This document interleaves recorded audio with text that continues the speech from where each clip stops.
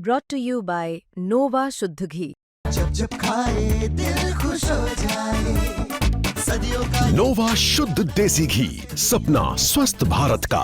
I love घी।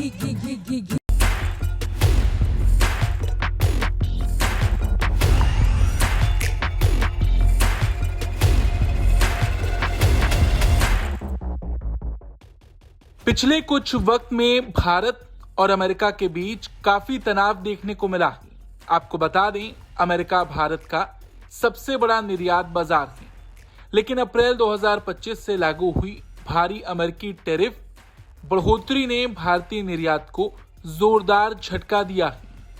भारत आधारित trade think tank global trade research initiative GTRI की एक report के मुताबिक मई से सितंबर 2025 के बीच भारत के अमेरिका को निर्यात में 37.5% की गिरावट दर्ज हुई है। ये ऐसी गिरावट है जो हाल के सालों में सबसे ज्यादा बताई जा रही है। इस डेटा के अनुसार भारत का निर्यात मई में 8.8 अरब डॉलर था, जो सितंबर में गिरकर 5.5 अरब डॉलर रह गया। ये लगभग 3.3 अरब डॉलर की भारी कमी है। ये गिरावट लगातार चौथे महीने देखने को मिली, जिसका सीधा असर भारत के कई प्रमुख उद्योगों पर पड़ा है। सबसे ज्यादा नुकसान स्मार्टफोन और फार्मा सेक्टर को हुआ। स्मार्टफोन निर्यात सितंबर में 884.6 मिलियन डॉलर रह गया, जो मई में 2.29 अरब डॉलर था, यानी करीब 58% की गिरावट। जून, जुलाई और अगस्त में भी इसमें लगातार कमी देखी गई। फार्मा निर्यात में भी 15.7% की गिरावट दर्ज की गई है।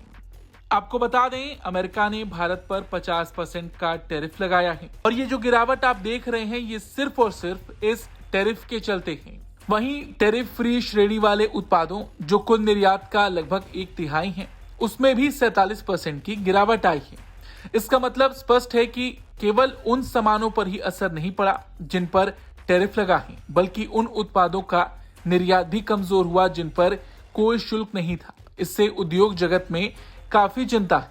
देखिए, जिस दिन से ट्रंप की अमेरिका में वापसी हुई है, उन्होंने कई ऐसे फैसले लिए जो भारत के हित में नहीं थे। टैरिफ के मुद्दे को अगर अलग भी रखा जाए, तो इसके अलावा भारत और अमेरिका के बीच जो व्यापार वार्ता चल रही है, उसमें भी काफी अटकलें देखने को मिली। H-1B वीजा में भी काफी बड़ा अमेरिका की ओर से बदलाव किया गया।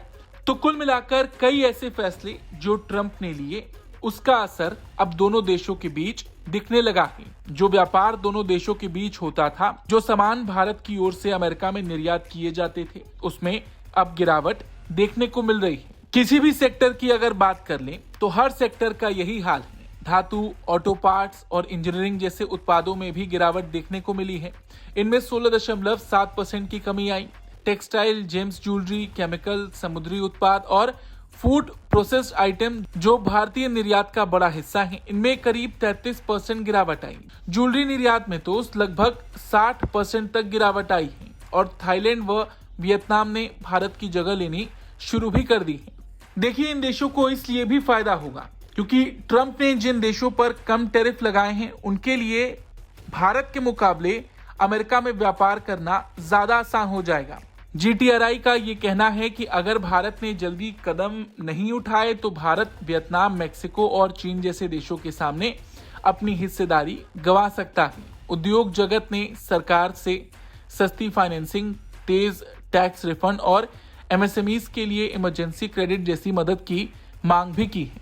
ये हालात दिखाते हैं कि टैरिफ दबाव के साथ साथ भारत के निर्यात सेक्टर में कुछ बड़ी चुनौतियां भी हैं, जिन पर तुरंत काम करने की जरूरत है। इस खबर पर आपका क्या कुछ कहना है, कमेंट करके जरूर बताएं। ब्यूरो रिपोर्ट, भारत तक।